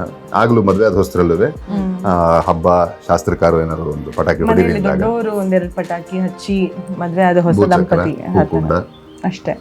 ಸುರ್ಬತ್ತಿ ಅಂಡ್ ಸ್ಕೈ ಲ್ಯಾಂಟರ್ನ್ಸ್ ಅದು ಮುಂಚೆಯಿಂದ ಫಾಲೋ ಮಾಡ್ಕೊಂಡ್ ಬಂದಿರೋದ್ರಿಂದ ಆಕಾಶ ದೀಪ ಅದ್ಬಿಟ್ವಿ. ನಾನು ಯಾವತ್ತೂ ಮಾಡಲ್ಲ, ಮದುವೆ ಆದ್ಮೇಲೆ ಮಾಡಿಸಿದ್ದೆ. ಓಕೆ, ಸಣ್ಣ ಗೇಮ್ ಆಡೋಣ ಈಗ. ಎಸ್ ಆರ್ ನೋ ಹೇಳಬೇಕು. ಸ್ಕೂಲ್ ಬಂಕ್ ಯಾರು ಹಾಕ್ತಿದ್ರು? S R no? ನೋ ಇಲ್ಲ, ತುಂಬಾ ಒಳ್ಳೆ ಮಗು ನಾನು. ಓಕೆ, ನಾವು ಒಳ್ಳೆ ಮಕ್ಕಳೇ. ಹೌದೌದು, ಬಂಕ್ ಹೊಡಿತಾರೆ ಬೇರೆ ಒಳ್ಳೆ ಒಳ್ಳೆ ಉದ್ದೇಶಕ್ಕೆ. ಸ್ಕೂಲ್ ಕಾಲೇಜಲ್ಲಿ ಫೇಲ್ ಆಗಿದ್ದು? ಕಾಲೇಜಲ್ಲಿ ಒಂದ್ಸಲಿ ಬೇಕಂತಾಗಿದ್ದೆ. ಯಾಕೆ? ತುಂಬಾ ಸ್ಟ್ರೆಸ್ ಆಗ್ಬಿಟ್ಟು ಯಾವನ್ ಬರೆಯೋನು ಬಂಕ್ ಹೊಡ್ಬಿಟ್ಟಿದ್ದೆ, ಮಾಸ್ ಬಂಕ್. ಎಕ್ಸಾಮ್ಗೆ ಬಂಕ್? ಓ ಮೈ ಗಾಡ್, ಅದಕ್ಕೆ ಲೀಡರ್ ನೀವೇ ಆಗಿದ್ರಾ? ಓ ಗಾಡ್. ಕಾಲೇಜ್ ರೂಲ್ಸ್ ಎಲ್ಲ ಚೇಂಜ್ ಮಾಡೋದು. ಓಕೆ, ಟೀಚರ್ ಹತ್ರ ಪನಿಷ್ಮೆಂಟ್ ತಗೊಳ್ತಾ ಇದ್ದಿದ್ದು ಯಾರು? ಅಷ್ಟೊಂದಿಲ್ಲ, ಯಾವತ್ತು ಒಂದ್ಸರಿ, ಅದು ಫಾರ್ ಎ ರೀಸನ್. ಅದು ಕಲ್ಚರಲ್ ಆಕ್ಟಿವಿಟೀಸ್ ಜಾಸ್ತಿ ಅಲ್ವಾ. ನಾನು ತುಂಬ ಡಾನ್ಸ್, ಸಿಂಗಿಂಗ್ ಕಾಂಪಿಟೇಷನ್ಸ್ಗೆ ಹೋಗಿ ಹೋಮ್ವರ್ಕ್ ಏನು ಕೊಟ್ಟಿದ್ದಾರೆ ಅಂತ ಗೊತ್ತಿರಲಿಲ್ಲ. ಸೊ ನೆಕ್ಸ್ಟ್ ಟೈಮ್ ಮಾಡಿರಲಿಲ್ಲ. ಯಾಕೆ ಮಾಡಿಲ್ಲ ಅಂತ ಆಚೆ ನೆಲೆಸಿದ್ರು. ಸೊ ನಾನು ಸ್ಕೂಲ್ ಪರವಾಗಿ ಒಂದು ಕಾಂಪೀಟ್ ಮಾಡೋಕ್ಕೆ ಹೋಗಿದ್ದೆ ಅಂದ್ಬಿಟ್ಟು ಹೋಗ್ಬಿಟ್ಟು ನಮ್ಮ ಹೆಡ್ ಮಾಸ್ಟರ್ನ ಕರ್ಕೊಂಡ್ಬಂದೆ. ನಾನು ನಾಳೆಯಿಂದ ಯಾವ ಆ್ಯಕ್ಟಿವಿಟೀಸಲ್ಲೂ ಪಾಲ್ಗೊಳ್ಳಲ್ಲ ನಾನು, ಓಕೆನಾ ಅಂತಂದೆ. ಇಲ್ಲ, ಅವರೇ ಬಂದರು. ಇಲ್ಲ ಬಾಮ, ನಾನು ಮಾತಾಡ್ತೀನಿ ಅಂತ ಮಾತಾಡಿ ನನ್ನ ಮತ್ತೆ ಕ್ಲಾಸ್ ಒಳಗೆ ಕೂರಿಸಿದ್ರು. ಪನಿಷ್ಮೆಂಟ್ ಎಲ್ಲ ಇರಲ್ಲ, ನಾವೇ ಕ್ಲಾಸ್ ಲೀಡರ್ ಕೊಡಿಸ್ತಾ ಇದ್ವಿ ಬೇರೆ. ಓಕೆ, ಸೊ ಮಾನಿಟರ್ ಆಗಿದ್ರಿ ನೀವು? ಮಾನಿಟರ್ ಆಗಿದ್ದೆ, ಕಾಲೇಜಲ್ಲಿ ಪ್ರೆಸಿಡೆಂಟ್ ಆಗಿದ್ದೆ. ಸೊ ನಾನು ಸ್ವಲ್ಪ ಹೇಳೋಣಲ್ಲ, ಎಲ್ಲ ರೀತಿ ಎಕ್ಸ್ಟ್ರಾ ಕರಿಕ್ಯುಲರ್ ಆಕ್ಟಿವಿಟೀಸ್ ಇದ್ದೆ. ಸಿಂಗಿಂಗು, ಡಾನ್ಸಿಂಗು, ಸ್ಪೋರ್ಟ್ಸ್ ಅಲ್ಲಿ ಇದ್ದೆ, ಅಂಡ್ ಕ್ಯಾಪ್ಟನ್ ಆಗಿದ್ದೆ. ಹಾಗಾಗಿ ನಮ್ಮ ಸಾಮಾನ್ಯವಾಗಿ ಯಾರು ಡಿಸ್ಟರ್ಬ್ ಮಾಡ್ತಿಲ್ಲ. ಓಕೆ, ಅಪ್ಪ ಅಮ್ಮನ ಹತ್ರ ಜಾಸ್ತಿ ಏಟ್ ತಿಂದಿರೋದು ಯಾರು? ನಾನಲ್ಲ, ನಮ್ಮ ಅಣ್ಣ. ಅತಿ ಸುಳ್ಳು ಹೇಳೋದು? ನಂಗೆ ಸುಳ್ಳು ಹೇಳಕ್ ಈಗಲೂ ಬರಲ್ಲ. ನಂಗೆ ಕಾಲೇಜ್ ರೌಡಿ ಅಥವಾ ಸ್ಕೂಲ್ ರೌಡಿ ಯಾರು? ಸ್ಕೂಲ್ ರೌಡಿ ಆಗಿದೆ. ರೌಡಿ ಅಂದ್ರೆ ಜೋರು. Gang leader? ನನ್ನ ಗ್ಯಾಂಗಿಗೆ ನಾನು ಲೀಡರ್ ಅಷ್ಟೇ. ಟೀಸ್ ಮಾಡ್ತಿದ್ರಾ? ಟೀಸ್ ಇಲ್ಲ ಅಷ್ಟೊಂದು. ಓಕೆ, ಐ ಹೇಟ್ ಡಾನ್ಸ್ ಅನ್ನೋರು ಯಾರು? ಅಂದರೆ I was A very good dance. ಕಾಲೇಜಲ್ಲಿ ತುಂಬ ಒಳ್ಳೆ ಡಾನ್ಸಿಗೆ ಫೇಮಸ್ ನಾನು. ಯಾಕೋ ಒಂದು ಪಾಯಿಂಟಲ್ಲಿ ಅದು ಡಿಸ್ಕನೆಕ್ಟ್ ಆಯಿತು. ಮತ್ತು ಏನೋ ಇವತ್ತು ಸಾಂಗ್ ಡ್ಯಾನ್ಸ್ ಮಾಡಬೇಕು ಅಂದರೆ ಬೇಕಾ ಲಿಪ್ಸಿಂಕೆ ಯಾಕೋ ನಂಗೆ ಅಷ್ಟಾಗಿ ರುಚಿಸಲ್ಲ. ಈಗ ನಿಮ್ಮಿಬ್ಬರಿಗೂ ಸಂಬಂಧಪಟ್ಟಿದ್ದು ಕೆಲವೊಂದು ಕ್ವೆಶನ್ಸ್. ಸ್ಪೆಷಲ್ ಡೇಟ್ಸ್ ಮರೆಯೋದು ಯಾರು? ಡೇಟ್ಸು ಯಾರಿಲ್ಲ? ಇಬ್ರಿಗೂ ನೆನಪಿರುತ್ತೆ. ಇವಾಗ ನೆನಪಿದೆ, ಇನ್ನೊಂದು 10 ವರ್ಷ ಆದ್ಮೇಲೆ ಹೆಂಗೋ ಗೊತ್ತಿಲ್ಲ. ಸದ್ಯಕ್ಕೆ ನೆನಪಿದೆ. ಸದ್ಯಕ್ಕೆ ನೆನಪಿದೆ. ಓಕೆ. ಏನಂದ್ರೆ ಒಂದು ಈ ವುಮೆನ್ಸ್ ಡೇ, ಮದರ್ಸ್ ಡೇ, ಅದನ್ನ ಇವ್ರು ಮರೀತಾರೆ. ಅದೆಲ್ಲ ನನಗೆ ಗೊತ್ತು ಆಗಲ್ಲ. I don't even every day is mother's day ಅಥವಾ ಏನೋ Women's ವುಮೆನ್ಸ್ Day. ಡೇ ಅಂತಾರೆ. Oh but I miss birthday ನೆನಪಿರುತ್ತಾ? ಓಕೆ. ಬಟ್ ಗಿಫ್ಟ್ ಮಿಸ್ ಆಗುತ್ತೆ. ಹ್ಯಾಪಿ ವುಮೆನ್ಸ್ ಡೇ ಅಂತ ಒಂದು ಗಿಫ್ಟ್ ಕೊಟ್ಟರೆ ಎಷ್ಟು ಚೆನ್ನಾಗಿರುತ್ತೆ. ದೊಡ್ಡದಾಗಿ ನ್ಯೂ ಇಯರ್ ಎಲ್ಲ ಸೆಲೆಬ್ರೇಟ್ ಮಾಡಲ್ಲ. ಪರ್ಸನಲ್ ಡೇಟ್ಸ್ ನೆನಪಿರುತ್ತೆ. Personal dates love. Okay. Surprise ಕೊಡೋದು ಯಾರು? ನಾನು ಕೊಡ್ತೀನಿ. ಮೋಸ್ಟ್ಲಿ ಹರ್. ಓಕೆ. ಕೋಪಿಷ್ಟ ಯಾರು? ಇಬ್ರು ನಂಗೂ ಬರುತ್ತೆ.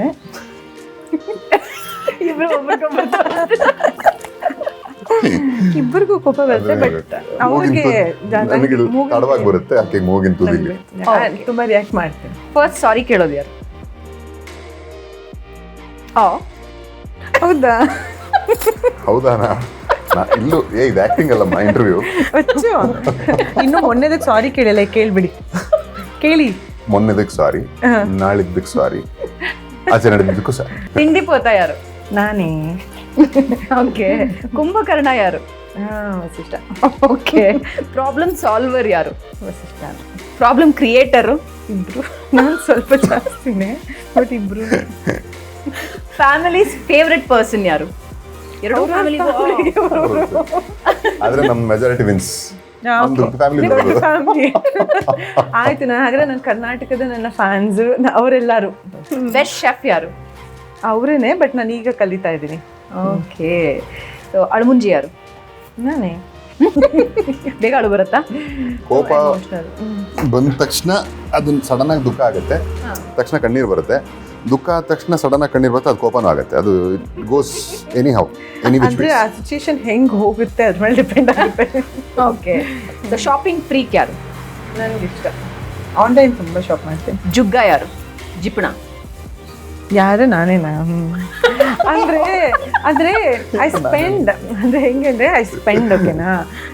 I compare. ಓಕೆ, ತುಂಬ ಆನ್ಲೈನ್ ಶಾಪ್ ಮಾಡ್ತೀನಿ ಅಲ್ವಾ, ಇದು ಬೆಸ್ಟಾ ಬಡ್ಜೆಟಿಂಗ್. ಓಕೆ, ಈ ಬಡ್ಜೆಟಲ್ಲಿ ಇದು ತೊಗೋಬೇಕಲ್ವಾ, ಹೆಂಗೆ ಅಂತ ಆ ಥರದಲ್ಲಿ ಜುಗ್ಗ. But I spend. She spends well, but ನನಗೆ ಸ್ಪೆಂಡ್ ಮಾಡಕ್ ಬಿಡಲ್ಲ, ಹಾಗಾಗಿ ಜುಗ್ಗಿ. ಇಂಪಲ್ಸಿವ್ ಯಾರು? ಹೌದಾ? ಓಕೆ. ಓವರ್ ಥಿಂಕರ್ ಯಾರು? ಪ್ರಾಂಕ್ಸ್ಟರ್ ಯಾರು? ಓ ಹೌದಾ? ಸೊ ಸೋಷಿಯಲ್ ಮೀಡಿಯಾ ಸ್ಟಾಕರ್ ಯಾರು? ಹೆಚ್ಚು ಇಬ್ರು ಅಷ್ಟೊಂದು ಇದು ಮಾಡಲ್ಲ. ಅಪ್ಡೇಟ್ಸ್ಗೋಸ್ಕರ ಇಬ್ರು ನೋಡ್ತೀವಿ ಏನ್ ನಡೀತಾ ಇದೆ ಪ್ರಪಂಚದಲ್ಲಿ ಅಂತ ಹೇಳಿ. ಸೆಲ್ಫಿ ಸ್ಟಾರ್ ಯಾರು? All time selfies. ಆಗಿದ್ದೆ, ಇವಾಗಿಲ್ಲ. ಟೈಮ್ ಇಲ್ಲ. ನನ್ನ ಮಗಂದೇ ಇರುತ್ತೆ. ಮೊದಲಾಗಿದ್ರೆ ಹೆಂಗ್ ತೋರಿಸ್ತಿದ್ದೆ, ಈಗ ಅದು ತೋರ್ಸಂಗಿಲ್ಲ. ಫುಡ್ ಕ್ರಿಟಿಕ್ ಯಾರು? ಏನು? ಓಕೆ. ಅದು ಕೇಳಿದ್ರೆ ಸುಮ್ಮನೆ ಮಾಡಿದ್ದು ನನಗೆ ಗೊತ್ತಿರುತ್ತೆ ಇವತ್ತು ಚೆನ್ನಾಗಿಲ್ಲ ಅಂತ. ಸುಮ್ಮನೆ ಪ್ಲೇಟ್ ಕೊಟ್ಬಿಟ್ಟು ಸುಮ್ಮನೆ ಇರ್ತೀನಿ, ನಾನು ಕೇಳೋದೇ ಇಲ್ಲ. ತಿಂತಾರೆ, ಸುಮ್ಮನೆ ಇರ್ತಾರೆ. ಇಫ್ ಅಟ್ ಆಲ್ ಚೆನ್ನಾಗಿದೆ ಅಂತ ಕೇಳಿದ್ರೆ ಚೆನ್ನಾಗಿಲ್ಲ ಅಂತ ಬರುತ್ತೆ, ಅಥವಾ ಫುಲ್ ಡೈಸೆಕ್ಟ್ ಮಾಡ್ತಾರೆ. ಚೆನ್ನಾಗಿಲ್ಲ, ಯಾಕೆ ಚೆನ್ನಾಗಿಲ್ಲ ಅಂತ ಡೈಸೆಕ್ಟ್ ಮಾಡ್ತಾರೆ. ಕೇಳಿಲ್ಲ ಅಂದ್ರೆ ಪಾಪ ಏನೋ ಕಂಪ್ಲೇಂಟ್ ಮಾಡಲ್ಲ. ಓಕೆ. ಸೊ ರೊಮ್ಯಾಂಟಿಕ್ ಯಾರು? ಪ್ರಾಬಬ್ಲಿ. ಏನಂದ್ರೆ ನೀವು ವಸಿಷ್ಠ ಅವ್ರ ಬೆನ್ ಮೇಲೆ ಪೇಪರ್ ಇಂದ ಏನಾದ್ರೂ ಬರಿಬೇಕು, ಅದನ್ನ ವಸಿಷ್ಠ ಅವ್ರ ಮುಂದೆ ಇರೋ ಪೇಪರ್ ಅಲ್ಲಿ ಬರಿಬೇಕು. ಬಟ್ ಐ ಲವ್ ಯು ಅಂತ ಮಾತ್ರ ಆಗ್ಬಾರ್ದು. ಎಲ್ಲರೂ ಅದನ್ನೇ ಬರೀತಾರೆ, ಎಲ್ಲರೂ ಅದನ್ನೇ ಕಂಡುಹಿಡಿತಾರೆ. ಸೊ ಇದನ್ನ ಬಿಟ್ಟು ಏನಾದ್ರೂ ಬರಿಬೇಕು. ಓಕೆ. ಸೊ ವಸಿಷ್ಠ ಸಿಂಹ ಅವರ ಬೆನ್ನ ಮೇಲೆ ಹರಿಪ್ರಿಯಾ ಅವ್ರೀಗ ಬರೀತಾರೆ, ಅದನ್ನ ಗೆಸ್ ಮಾಡಿ ಅವ್ರು ವಸಿಷ್ಠ ಅವರು ಅವ್ರ ಪೇಪರ್ ಅಲ್ಲಿ ಬರೀತಾರೆ. Okay, ready? 1 2 3 ಗೋ.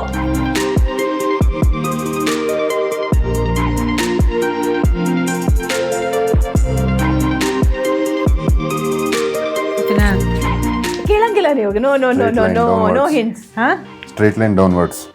ಸ್ಟ್ರೈಟ್ ಲೈನ್ ಅಂತೆ ಅದು.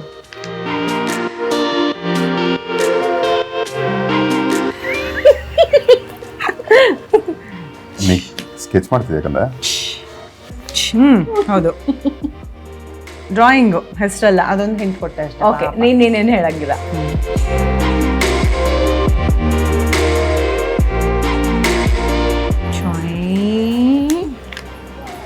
ಆಯ್ತಾ? 7. ಓಕೆ. ಫುಲ್ ಕ್ಲೂ ಕೊಡ್ತಾ ಇರೋದಲ್ಲಿ ತಲೆ ಕೆಡ್ತಾ ಇದೆ. ಆಯ್ತಾ? ಆಮೇಲೆ ಟಾಯ್ ಟಾಯ್ ನಾನು ಪ್ರಯತ್ನನೂ ಪಡಂಗಿಲ್ಲ ಇದು. ಆಮೇಲೆ ಟಾಯ್ ಟಾಯ್ ಟಾಯ್. ಓಕೆ, ಏನಾದ್ರೂ ವರ್ಡ್ಸ್ ಬರ್ದ್ಬಿಡಿ ಹೋಗ್ಲಿ. ರೀರೆಕಾರ್ಡಿಂಗ್ ಬೇರೆ ಇದಕ್ಕೆ. ವರ್ಡ್ಸ್ ಬರೀತಿದ್ದಾರೆ. ಓಕೆ, ವರ್ಡ್ಸ್ ಅಲ್ವಾ ಬರ್ದಿದ್ದು ಇಷ್ಟೊತ್ತು. ನಾ ಹೇಳ್ದೆ ತಾನೇ ವಚ್ಚು, ನಾ ಹೇಳ್ದೆ ಅಲ್ಲ ನೋಡಿ ವಚ್ಚು. ನಂಗೆ ಹೆಂಗ್ ಫೀಲ್ ಆಯ್ತು ಅಂದ್ರೆ ಹಿಂಗಾಯ್ತು. ತೋರ್ಸ್ ಲೈನ್ ಬರ್ದಿದ್ದೀನಿ ಅಂತ. ಒಂದ್ಸಲಿ ತೋರ್ಸ್ ನೋಡ್. ಲಾಸ್ಟ್ ತೋರಿಸ್ತಾರೆ. ಓಕೆ, ಈಗ ಇನ್ನೊಂದು ಬರೀತಿದ್ದಾರೆ. ಈಗ Observe. ಆಯ್ತು, ಲೆಟರ್ಸೇ ಇದು. ಇನ್ನೇನು ಹೇಳಂಗಿಲ್ಲ. ಓಕೆ, ಕನ್ನಡ ಲೆಟರ್ಸ್ ಅಷ್ಟೇ, ಏನು ಹೇಳಲ್ಲ. ಆಯ್ತಾ? ಶುರು ಮಾಡು, ಮಧ್ಯದಲ್ಲಿ ಆ ಥರ ಮಾಡಬಾರ್ದು, ಒಂದು ಫ್ಲೋನಲ್ಲಿ ಹೋಗ್ಬಿಡ್ಬೇಕು. ಚುಚ್ಚಿ ತೂತ್ ಮಾಡಿ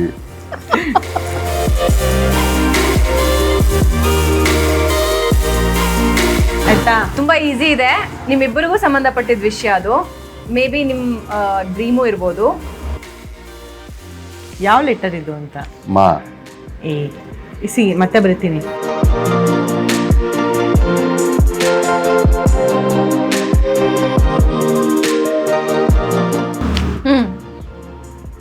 ದೇವರೇ ಗೊತ್ತಾಗ್ತಾ ಇಲ್ಲ. ಕೆಮ್ಮು, ಮನೆ,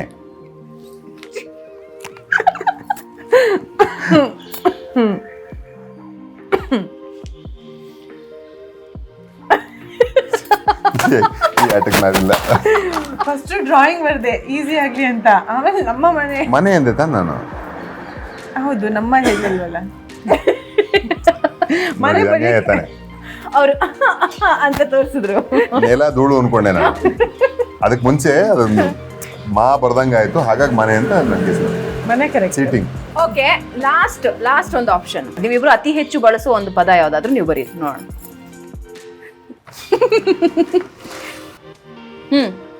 ಫೀಲ್ ಆಗ್ತಿಲ್ಲ ವಚ್ಚು. ಬರದೇ ಇಲ್ಲ. ಇಬ್ರು ಬಳಸೋಂತ ಕಾಮನ್ ಪದ. ಬರದ್ಯಾ?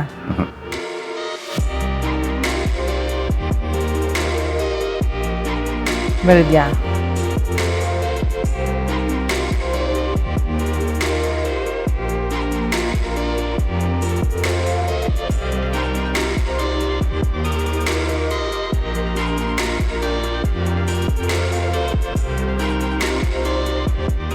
ಕಂದ. ಹ, ಹತ್ರ ಇದೆ. ಕಂದಮ್ಮ. ಅದನ್ನ ಬರೆಯೋಣ ಅನ್ಕೊಂಡೆ. ಇದು ಕಂದನ್ನ ಕರೆಯೋದು. ಗುಂಡ. ಇನ್ನೊಂದು ಬಂಗಾರ. ವಿಪ್ರನ ಹೆಸರು ಹೇಳ್ಬಾರ್ದು. ಸಿಂಹ. ಅದು 0 ಬಂತು. ಸೊ ಗುಂಡ, ಸಿಂಹ. ವಿಪ್ರ ಸಿಂಹ. ಫಸ್ಟ್ ವಿಪ್ರ ಬರ್ದೆ. ವಿಪ್ರ ಬರೆಯೋಂಗಿಲ್ಲ ಅಂತ ಹೇಳೋದು, ಅದಕ್ಕೆ ಗೆಸ್ ಅದಕ್ಕೆ ಮಾಡಿದ. ಆಮೇಲೆ ಅದನ್ನ ತೆಗೆದ್ಬಿಟ್ಟು ವೆರಿ ಗುಡ್, ನೈಸ್. ನಮ್ಮ ಮನೆಯ ವಿಪ್ರ ಸಿಂಹ. ವಸಿಷ್ಠಗೆ ಈ ಸೆಕೆಂಡಿಗೆ ಏನಾದರೂ ಹೇಳಬೇಕು ಅನ್ಸಿದ್ರೆ ಏನು ಹೇಳ್ತೀರಿ? Thank you for making my life more beautiful, colourful, meaningful. ಸಾಕಷ್ಟು ಹೇಳೋದಿದೆ. ಸೊ ಈಗ ಸದ್ಯಕ್ಕೆ ಹಬ್ಬದ ದಿನ ಒಳ್ಳೆ ವಿಚಾರ ಮಾತ್ರ ಹೇಳಬೇಕಲ್ಲ, ಇದನ್ನು ಮಾತ್ರ ಹೇಳ್ತೀನಿ. ವಸಿಷ್ಠ, ನಿಮಗೆ ಈ ನಿಮಿಷಕ್ಕೆ ಹರಿಪ್ರಿಯ ಅವ್ರಿಗೆ ಏನು ಹೇಳಬೇಕು ಅನಿಸ್ತಿದೆ? ನನಗೆ ಜವಾಬ್ದಾರಿಗಳನ್ನ ಕಲಿಸೋದಕ್ಕೆ ಥ್ಯಾಂಕ್ ಯು. ಮಗನ ಬಗ್ಗೆ ಇರೋ ಕನಸೇನು? ಅವ್ನಿಗೆ ಏನೇನು ಬೇಕೋ ಅದನ್ನೆಲ್ಲ ನಾವು ಫೆಚ್ ಮಾಡಬೇಕು, ಅದೊಂದು ನನಗೆ ಆಸೆ ಇದೆ. ಸೊ ಅವ್ನು ಏನೇನು ಇಷ್ಟಪಡ್ತಾನೋ ಅದೆಲ್ಲ ಕಲಿಸ್ಬೇಕು. ಅಥವಾ ನನ್ನ ಚೈಲ್ಡ್ಹುಡ್ ಹಾಗೇ ಇತ್ತು, ಬರೀ ಕಲಿಕೆನೇ ಆಗಿತ್ತು. ನಮ್ಮ ತಾಯಿ ಎಲ್ಲ ಕ್ಲಾಸಸ್ಗೂ ಹಾಕ್ಬಿಟ್ಟಿದ್ರು. ಅದು ಪ್ರತಿಯೊಂದು ನನ್ನ ಇಡೀ ಜೀವನದಲ್ಲಿ ಯೂಸ್ ಆಗಿದೆ, ಯೂಸ್ ಆಗ್ತಾ ಇದೆ ಕೂಡ. ಸೊ ನಾನು ಎಲ್ಲೋ ಡಾನ್ಸ್ ಮಾಡಿದ್ದಕ್ಕೇ ಇಂಡಸ್ಟ್ರಿಗೆ ಬಂದಿದ್ದು, ಭರತನಾಟ್ಯಂ ಕಲ್ತಿದ್ದಕ್ಕೆ ಬಂದಿದ್ದು. ಸೊ ಅದಾದಮೇಲೆ ಅಪ್ಪ ತೀರ್ಕೊಂಡ್ಮೇಲೆ ಡ್ರಾಯಿಂಗ್ ಕ್ಲಾಸಸ್ ಹೇಳ್ಕೊಡ್ತಿದ್ದೆ ಮಕ್ಕಳಿಗೆ. ಸೊ ಅದರಿಂದ ಒಂದು ಕಾನ್ಫಿಡೆನ್ಸ್ ಇತ್ತು, I can make some life ಅನ್ನೋ ಆ ಟೈಮಿಗೆ. ಸೊ ಆ ರೀತಿ ಕಲ್ತಿದ್ದು ಯಾವುದೂ ವೇಸ್ಟ್ ಆಗಿಲ್ಲ. ಬ್ಯಾಡ್ಮಿಂಟನ್ ಕಲ್ತಿದ್ದೆ ಸ್ಕೂಲಲ್ಲಿ, ಮತ್ತು ಸ್ವಿಮ್ಮಿಂಗ್ ಆಗಿರ್ಬೋದು, ಕಾರ್ ಡ್ರೈವಿಂಗ್ ಆಗಿರ್ಬೋದು, ಆಮೇಲೆ ಹಾರ್ಸ್ ರೈಡಿಂಗು ಸಿನಿಮಾಗೆ ಯೂಸ್ ಆಯಿತು, ಬಿಚ್ಚುಗತ್ತಿ ಅನ್ನೋ ಸಿನಿಮಾ. ಸೊ ಆ ರೀತಿ ಪ್ರತಿಯೊಂದು ಕಲ್ತಿದ್ರೆ ಆ ಕಾನ್ಫಿಡೆನ್ಸ್ ಲೆವೆಲ್ಲೇ ಬೇರೆ. ಪ್ರತಿಯೊಂದನ್ನು ಫೇಸ್ ಮಾಡ್ಬೋದು ಲೈಫಲ್ಲಿ. ಆ ರೀತಿ ನನ್ನ ಮಗನಿಗೂ ಎಲ್ಲನೂ ನಾವು ಕಲ್ತಿರೋದು, ಕಲಿದೇ ಇರೋದು, ಇವಾಗ ಇನ್ನೂ ಹೊಸದಾಗಿ ಏನೇನು ಬಂದಿದೆ ಪ್ರತಿಯೊಂದನ್ನು ಕಲಿಸ್ಬೇಕು. ಅಕಾಡೆಮಿಕ್ಸ್ ಎಸ್ ಅದು ಇರಬೇಕು, ಅದ್ರ ಜೊತೆಗೆ ಈಕ್ವಲ್ ಆಗಿ ಇದು ಇರಬೇಕು ಅನ್ನೋದು ನನ್ನ ಆಸೆ. ಮಾರ್ಕ್ಸ್ ಕಾರ್ಡ್ ನಂಬಿ ಬದುಕೋ ಮಗ ಆಗ್ಬಾರ್ದು. ಹೌದು, ಓದು ಅಗತ್ಯ, ಅನಿವಾರ್ಯತೆ ಅಲ್ಲ. ಓದು ನಮಗೆ ಜ್ಞಾನ ಕೊಡುತ್ತೆ, ಹಾಗೆ ಜ್ಞಾನ ಅಂದರೆ ಬರೀ ನಾವು ಓದೋ ಟೆಕ್ಸ್ಟ್ ಬುಕ್ ಅಷ್ಟೇ ಅಲ್ಲ. ಸೊ ಪಠ್ಯೇತರ ವಿಷಯಗಳನ್ನ ತುಂಬ ಕಲಿಬೇಕು. ಫಿಟ್ನೆಸ್ ಇರಬೇಕು, ಸ್ಕಿಲ್ ಸೆಟ್ ಇರಬೇಕು. ಸ್ಕಿಲ್ಸ್ ಇದ್ದರೆ ಏನಿಲ್ಲ, ನಿಮಗೆ ಉದಾಹರಣೆಗೆ ತೋಳ್ಬಲ ಇದೆ ಅಂತ ಅಂದ್ಕೊಳ್ಳಿ, ಏನೂ ಕೆಲ್ಸಕ್ಕೆ ಬರಲ್ಲ, ಕೂಲಿನಾರು ಮಾಡಿ ಬದುಕ್ಬೋದು, ಮೂಟೆ ಹೊತ್ತಾರು ಬದುಕ್ಬೋದು. ಆರ್ಟು ಕ್ರಾಫ್ಟು ಈ ಥರದ್ದು ಏನಾದ್ರು ಕಲ್ತ್ರೆ 4 ಜನಕ್ಕೆ ಹೇಳ್ಕೊಟ್ಟು ಅಥವಾ ಯಾವ್ದಾದ್ರು ಒಂದು ಆರ್ಟಿಕಲ್ಸ್ನ ಮಾಡಿ ಕೂಡ ಬದುಕೋಬೋದು. ಫಿಟ್ನೆಸ್ ಇದೆಯಾ ಅಂದರೆ ಸೆಲ್ಫ್ ಡಿಫೆನ್ಸ್ಗೂ ಯೂಸ್ ಆಗುತ್ತೆ, ಅದನ್ನು ಹೇಳ್ಕೊಟ್ಕೊಂಡು ಒಬ್ಬ ಗುರುವಾಗೂ ಬದುಕ್ಬೋದು. ಸೊ ಆಯ್ಕೆಗಳು ನಾನಾ ರೀತಿಯಲ್ಲಿದ್ದಾವೆ. ಬಟ್ ಯಾವಾಗಲೂ ಏನಂದರೆ ಯಾವುದೋ ಒಂದು ವಸ್ತುವನ್ನು ಮೆಟೀರಿಯಲ್ನ ನಂಬಿ ಬದುಕೋಕ್ಕಿಂತ ನಮ್ಮನ್ನು ನಾವು ನಂಬಿ ಬದುಕುವಂಥ ಒಂದು ಮನಸ್ಥಿತಿಲಿ ಅವನಿದ್ರೆ ಸಾಕು. ಎಲ್ಲೋ ಒಂದು ಕಡೆ ಆರ್ಟಿಸ್ಟ್ಗಳಾಗಿರೋದ್ರಿಂದ ಮಗ ಆರ್ಟಿಸ್ಟ್ ಆಗಬೇಕು ಅಥವಾ ಸಿನಿಮಾ ಇಂಡಸ್ಟ್ರಿಲಿ ಇರಬೇಕು ಅಂತಿದೆಯಾ? ಅವನ ಹಣೆ ಬರದಲ್ಲಿ ಇದ್ದಿದ್ದು ಆಗುತ್ತೆ, ಬಟ್ ಅವನ್ನ ಎಲ್ಲದಕ್ಕೂ ಸಿದ್ಧಗೊಳಿಸೋದು ನಮ್ಮ ಕರ್ತವ್ಯ, ಅದು ನಾವು ಮಾಡ್ತೀವಿ. ಓಕೆ, ಸೊ ವಸಿಷ್ಠ ಅವರು ಮುಂದಿನ ಪ್ರಾಜೆಕ್ಟ್ಸ್ ಏನು? ನಾವು ಯಾವಾಗ ಮತ್ತೆ ತೆರೆ ಮೇಲೆ? ನೆಕ್ಸ್ಟು ತೆರೆ ಮೇಲೆ ತಲವಾರ್ಪೇಟೆ ಜೊತೆಗೆ ಸಿಗ್ತೀನಿ. ಸೊ ಪ್ರಾಬಬ್ಲಿ ಜಾನ್ ಎಂಡ್ಗೆ ರಿಲೀಸ್ ಅಂತ ಅನ್ಕೊಳ್ತಾ ಇದ್ದೀವಿ. ಪೋಸ್ಟ್ ಪ್ರೊಡಕ್ಷನ್ ನಡೀತಾ ಇದೆ. ಓಕೆ. ಸೊ ವುಲ್ಫ್ ಇದೆ ತಮಿಳು, ಅದಾದಮೇಲೆ ಹೊಸ ಸಿನಿಮಾಗಳೆಲ್ಲ ಶುರು ಆಗ್ತಾ ಇದೆ, VIP ನಡೀತಾ ಇದೆ. Lovely, thank you so much ಇಬ್ಬರಿಗೂ. ನೀವಿಬ್ಬರನ್ನ ಕೂರಿಸ್ಕೊಂಡು ನಂದು ಮೊದಲ ಸಂದರ್ಶನ ಇದು. ಮದುವೆ ಆದಮೇಲೆ ನಾನಂತೂ ನಿಮ್ಮಿಬ್ಬರನ್ನ ಹಿಂಗೆ ಭೇಟಿ ಆಗಿದ್ದಿಲ್ಲ. ಬಟ್ ಒಂದಂತೂ ಅರ್ಥ ಆಯಿತು, ಲೈಫಲ್ಲಿ ಇಬ್ಬರಿಗೂ ತುಂಬ ಕ್ಲಾರಿಟಿ ಇದೆ ಅಂತ. ಬದುಕಿಗೆ ಏನು ಬೇಕು, ಸುಂದರವಾದ ಬದುಕಿಗೆ ಏನು ಬೇಕು ಅನ್ನೋದು ಇಬ್ಬರು ತುಂಬ ಚೆನ್ನಾಗಿ ತಿಳ್ಕೊಂಡಿದ್ದೀರಾ ಅಂತೂ ಡೆಫಿನೆಟ್ಲಿ ಅರ್ಥ ಆಗುತ್ತೆ. ಆ್ಯಂಡ್ ಅಫ್ಕೋರ್ಸ್ ನಮ್ಮ ಕನ್ನಡ ನಾಡಿನ ಜನರಿಗೆ ಯಾವಾಗಲೂ ಅವ್ರ ಮುಖದಲ್ಲಿ ನಿಮ್ಮ ಫೋಟೋಸು, ನಿಮ್ಮ ವೀಡಿಯೋಸ್ ನೋಡಿ ಯಾವಾಗಲೂ ಖುಷಿ ಕೊಡ್ತೀರಿ. ಆ ಖುಷಿ ನಿಮ್ಮ ಇಡೀ ಜೀವನದಲ್ಲಿರಲಿ. ಆ್ಯಂಡ್ ವಿಪ್ರ ಹೊಸ ಖುಷಿ ತೊಗೊಂಬಂದಿದ್ದಾನೆ. ಇನ್ನಷ್ಟು ಖುಷಿ ಹೆಚ್ಚಾಗಲಿ, ಈ ದೀಪಾವಳಿ ಮತ್ತಷ್ಟು ಬೆಳಕು ತರಲಿ ಅಂತ ನಾನು ವಿಶ್ ಮಾಡ್ತೀನಿ. ಥ್ಯಾಂಕ್ ಯು ಸೋ ಮಚ್ ಕಾರ್ಯಕ್ರಮದಲ್ಲಿ ಭಾಗಿಯಾಗಿ. ಶುಭಾಶಯಗಳು. ನಿಮಗೆ ಸಾಧ್ಯವಾದಷ್ಟು ಪಟಾಕಿಗಳನ್ನ ಸಿಡಿಸೋದನ್ನ ಕಡಿಮೆ ಮಾಡಿ, ದೀಪ ಹಚ್ಚಿ, ಒಳ್ಳೆ ಊಟ ಮಾಡಿ, ಕುಟುಂಬದೊಂದಿಗೆ ಕಲಿತು ಹಬ್ಬನ ಆಚರಿಸಿ ಅಂತ ಆಶಿಸ್ತೀನಿ. ಜೊತೆಗೆ ಏನಂದರೆ ಬದುಕು, as you said, we have to live. ಬದುಕನ್ನು ಬದುಕಬೇಕು ನಾವು. ಸವಾಲುಗಳು ಬದುಕಿನುದ್ದಕ್ಕೂ ಇರುತ್ತೆ. ಅದು ಎಲ್ಲವನ್ನೂ ದಾಟ್ತಾ ಅಥವಾ ಮೀಟ್ತಾ ಅದ್ರ ಜೊತೆಗೆ ಸಾಗ್ತಾ ಕುಟುಂಬದ ಕಡೆಗೆ ನಾವು ಹೆಚ್ಚು ಗಮನ ಹರಿಸೋ ಕಡೆ ಆ ಪ್ರಯತ್ನ ನಾವು ಮಾಡಬೇಕು. ಸೊ ಆವಾಗ, ಯಾಕಂದರೆ ನಾವು ಏನೇ ಮಾಡೋದು ಹೊಟ್ಟೆಗಾಗಿ ಬರೀ ಒಬ್ಬ ಬ್ಯಾಚುಲರ್ ಆದರೂ ಒಂದು ಕುಟುಂಬ ಆದಾಗ ಇಡೀ ಸಂಸಾರನ ಕಾಯುವಂಥ ಕೆಲಸ ನಮ್ಮದಾಗಿರುತ್ತೆ. ಸೊ ಕುಟುಂಬಗಳನ್ನ ಚೆನ್ನಾಗಿ ನೋಡ್ಕೊಳ್ಳಿ. ಕುಟುಂಬ ಮುಖ್ಯ. ನೀವು ಬೇರೆ ಯಾರನ್ನೋ ಮೆಚ್ಚೋದಕ್ಕೆ ಪ್ರಯತ್ನವೂ ಪಡಬೇಡಿ. ನಿಮ್ಮನ್ನು ಇಷ್ಟಪಡೋರು ಹೆಂಗಿದ್ರು ಇಷ್ಟಪಡ್ತಾರೆ, ನಿಮ್ಮನ್ನು ದ್ವೇಷಿಸೋರು ಹೆಂಗಿದ್ರು ದ್ವೇಷಿಸ್ತಾರೆ, ನೀವು ಒಳ್ಳೇದು ಮಾಡಿದ್ರು ದ್ವೇಷಿಸ್ತಾರೆ, ದೂಷಿಸ್ತಾರೆ. ಹಾಗಾಗಿ ನಿಮ್ಮನ್ನು ನಂಬಿರೋ ನಿಮ್ಮ ಕುಟುಂಬಗಳನ್ನ ಮೆಚ್ಚುವಂಥ ಕೆಲಸ ನೀವು ಮಾಡಿ ಚೆನ್ನಾಗಿದೆ. Thank you so much. Thank you. So ವೀಕ್ಷಕರೇ, ಇದಾಗಿತ್ತು ಈ ಹೊತ್ತಿನ ವಿಶೇಷ. ಚಂದನವನದ ಚಂದದ ತಾರೆಯರು ನಮ್ಮ ಜೊತೆ ಕೂತು ಮಾತನಾಡಿದ್ರು, ಅವರ ಜೀವನನ ಹಂಚಿಕೊಂಡ್ರು. ಈ ದೀಪಾವಳಿ ನಿಮ್ಮೆಲ್ಲರ ಜೀವನದಲ್ಲಿ ಮತ್ತಷ್ಟು ಬೆಳಕು ತರಲಿ ಅನ್ನೋ ಆಶಯದೊಂದಿಗೆ ಈ ವಿಶೇಷ ಕಾರ್ಯಕ್ರಮ ಮುಗಿಸ್ತಾ ಇದ್ದೀನಿ. ನೇರ, ದಿಟ್ಟ, ನಿರಂತರ ಸುದ್ದಿಗಾಗಿ ನೋಡ್ತಾ ಇರಿ ಏಷ್ಯಾನೆಟ್ ಸುವರ್ಣ ನ್ಯೂಸ್.